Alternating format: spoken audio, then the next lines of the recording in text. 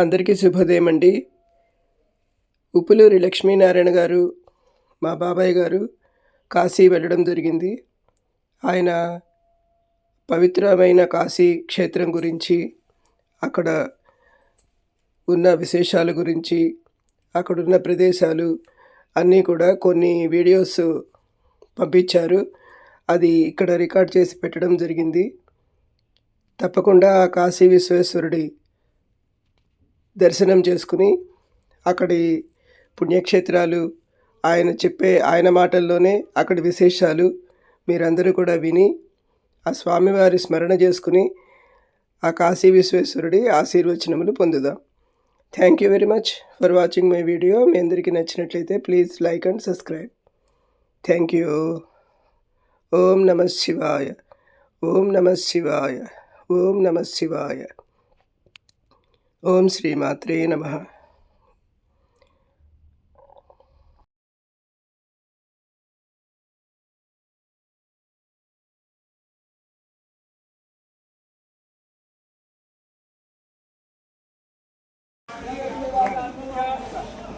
Start ఇది వ్యాసగడ్డి. వ్యాస మహర్షి ఇక్కడ పవిత్రంగా అయిన తపోభూమి అనమాట. అయిన వ్యాస భారతం, వ్యాస భాగవతం రాయడం జరిగింది. ఈ ప్రదేశంలో ఈ వటవృక్షం 6000 సంవత్సరాల చరిత్ర కలిగింది. ఈ కింద వ్యాసుల వారు ఆయన తపస్సు చేసుకుంటూ మనకి వేదాలకి భాష్యాన్ని ఇచ్చారు. పురాణాలని ఆయన రాయడం జరిగింది. దానికి మించి ఉపనిషత్తులు కూడా జరిగింది. తపోభూమి నైమిసారణ్యంలో అయిన ఇంత పవిత్రుల గురువులో వ్యాసాయ విశ్వరూపాయ, వ్యాస రూపాయ విష్ణవే, హృదయక రూపాయ విష్ణవే అన్నట్టుగా ఆయన వ్యాసుల పుణ్యభూమి ఇది వాసిగా వేద పురాణమంతయం వాసిలి భక్తియుక్తులతో వాసిని నింపియు జీవకోటికి ఏ ఆసిరి అందజేసి పరమాద్భుత రీతుల జీవకోటికి ఏ సరి వారి జీవితము ఎంత యుగూర్చను ముక్తి ప్రాప్తికై. అయితే మనం అడుగుతున్నాం, సూత మహామహర్షి కలియుగంలో సత్యనారాయణ స్వామి యొక్క ప్రాధాన్యత తెలిపి సాంగత పరివార సత్యనారాయణ స్వామి యొక్క ప్రాశస్త్యాన్ని తెలియజేసి మనకి బ్రహ్మాండంగా అయిన జీవితాన్ని కలియుగంలో భాషలు చేశారు. ఇక్కడ వ్యాసుల వారు ఈ పురాణాలని, వచ్చిన పురాణాలని రాయటం, వేదాలని విభజించడం, ఉపనిషత్తులు సారాంశం చేయడం. ఈ వటవృక్షం 6000 సంవత్సరాలు పైన దీనికి చరిత్ర. ఇక్కడైనా తపోభూమి అన్నమాట. అటువంటి తపస్సు చేసిన భూమిలో మనంతా రావటం, ఇవాళ ఆ వ్యాసుల వారు మన ఆయన పుణ్యంగా చేసినట్టు తపోభూమిని సందర్శించడం, వటవృక్షాన్ని సందర్శించడం, వ్యాస గడ్డిని మనం ఇవాళ దర్శనం చేసుకోవడం నైమిసారణ్యంలో మాత్రంగా మనం పుణ్యం, మరి ఆ పూర్వపుణ్యంగా మనం భావించాలి.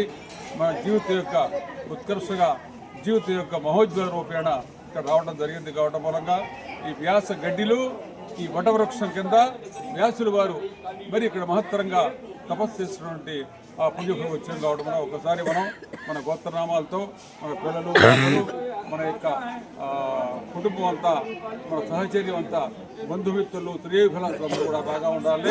వ్యాసుల వారు సాక్షాత్ విష్ణు స్వరూపులు అయిన మనసావాచ కారణం మీరు ప్రార్థించుకోండి.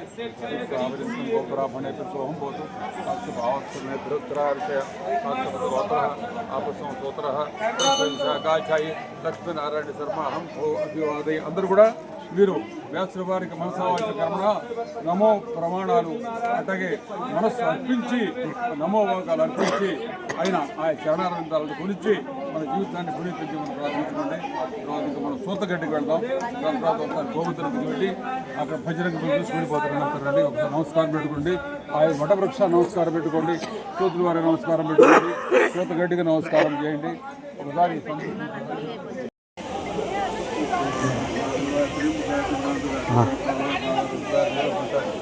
ఆంజనేయ స్వామి అన్నమాట. ఆంజనేయ స్వామి ఆంజనేయం అది పాడతాము.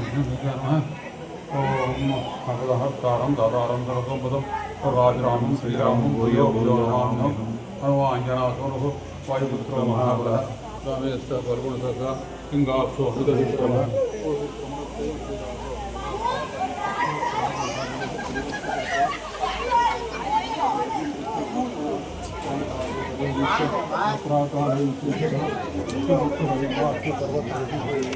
ఇటువంటి తెలుగు వాళ్ళే అంత తెలుగు వాళ్ళే అందరూ కూడా ఈ యొక్క ఇక్కడ మనకి ఈ చక్రతీర్థం మనకు కనిపిస్తుంది. ఈ చక్రతీర్థంలో స్నానం కానీ మార్జనం కానీ మరి సంకల్పం కానీ ఇక్కడ కించిత్ మీరు ఆ యొక్క జలం మన స్థిర మీద మరి ఆ చల్లుకోవడం అనేది మాత్రం ఈ ప్రదేశాన్ని రావడమే చాలా విశేషం.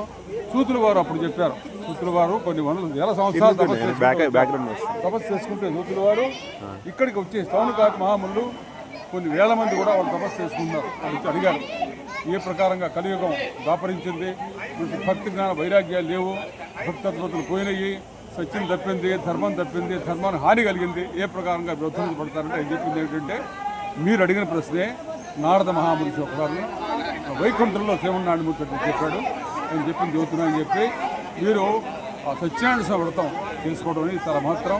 సత్యనారాయణ సాక్షాత్తు శ్రీమన్నారాయణ స్వరూపుడు.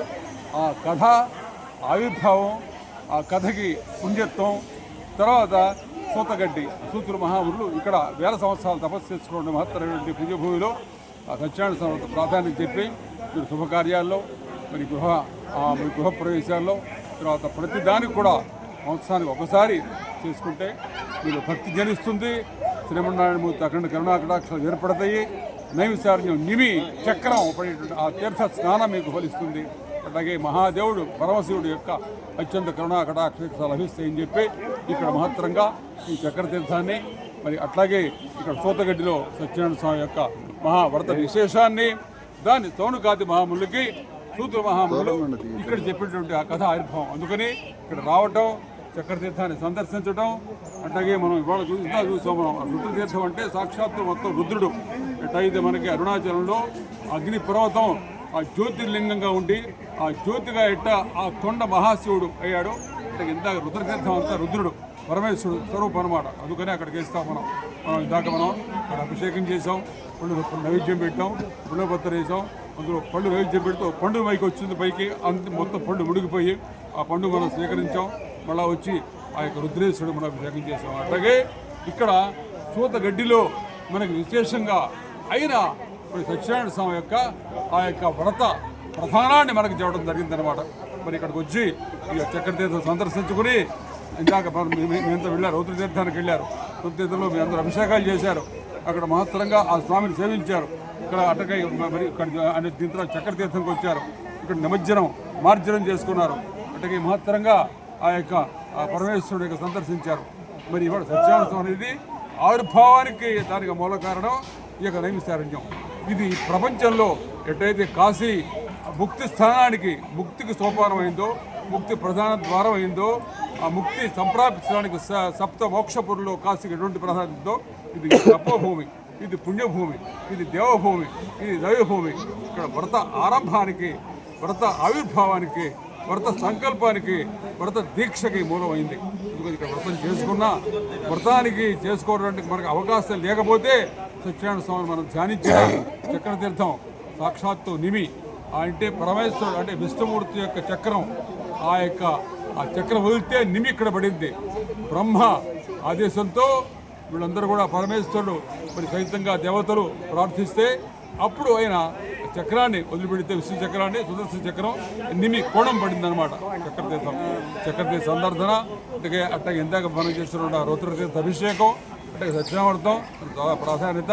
మీకందరూ కూడా ఆ చక్రతీర్థ స్వామి యొక్క అఖండ కరుణా కటాక్ష అందాలని, రుద్రతీర్థ స్వామి యొక్క అఖండ కరుణా కటాక్ష అందాలని, అలాగే సాంగత పరివార రమాస సత్యనారాయణ స్వామి యొక్క అఖండ కరుణా కటాక్ష వీక్షణాలతో మీ జీవితం ఉత్తేజంగా ఉండి, మీ కుటుంబ సభ్యులందరూ బాగా ఉండి, భక్తి జ్ఞాన వైరాగ్యాలు అప్పి, సాంప్రదాయాలు మనం నేర్చుకుని ప్రాచీన ధర్మాన్ని కాపాడి హిందూ మత తత్వానికి మనం మూల కారణమై తర్వాత వంశాల వాళ్ళకి ఆ హిందూ మత ధర్మాన్ని, హైందవ ధర్మాన్ని, వేద ప్రమాణాన్ని మన పురాణ ధర్మానాన్ని మన యొక్క హైందవ దాటి యొక్క ఈ అత్యుత్తమైనటువంటి ప్రదేశంలో ఉన్నటువంటి ఈ స్థితిగతులను కూడా అందరికీ అందించాల బాధ్యత ఉంది.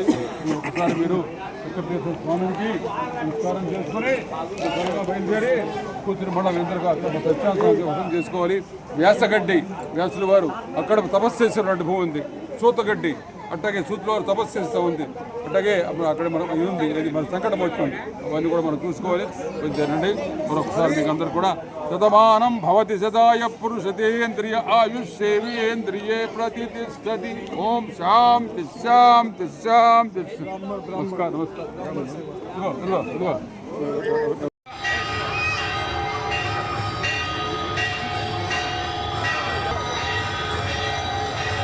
మా గురువు గారు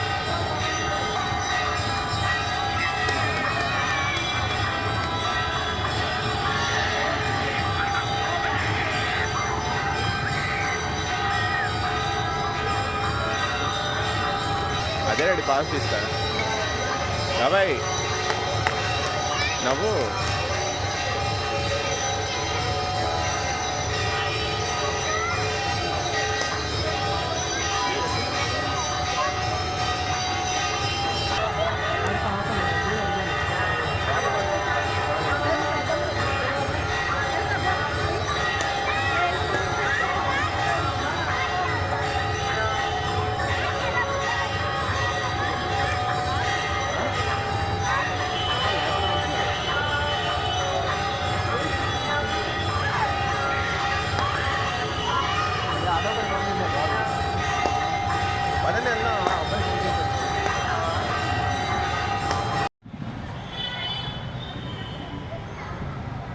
తులసి మానస మందిర్ బయట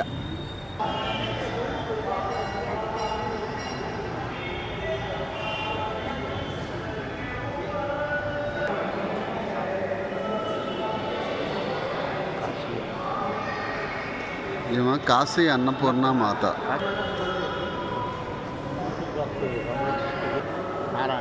సత్యనారాయణ స్వామి, లక్ష్మీ సత్యనారాయణ స్వామి.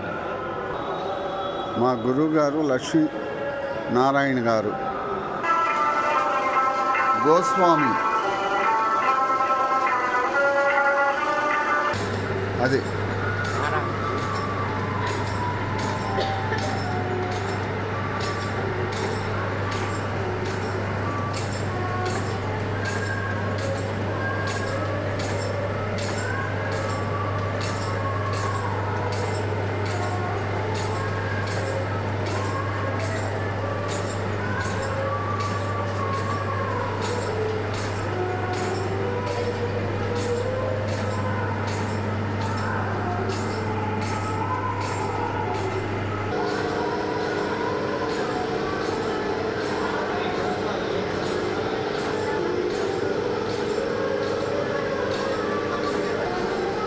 ఇది తండ్రి ఆజ్ఞ పరిపాలనలో అరణ్యానికి వెళ్ళేటప్పుడు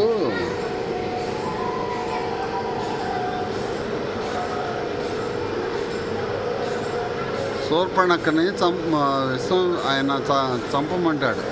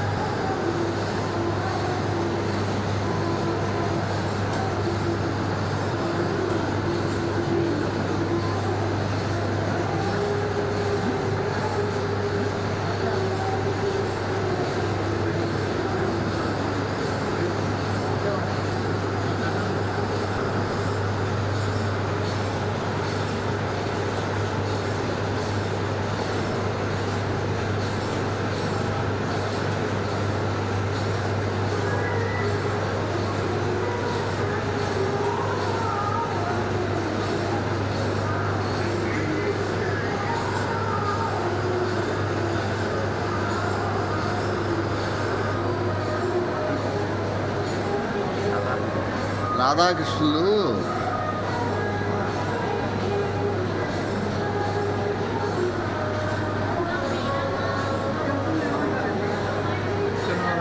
ఆహా,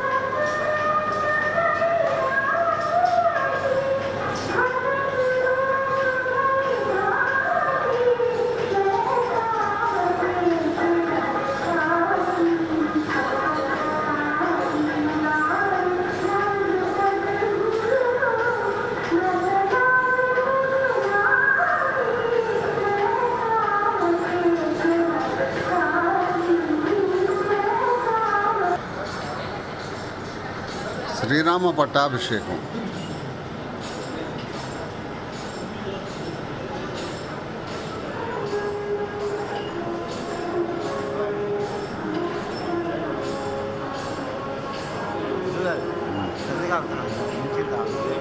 ఆగాగు.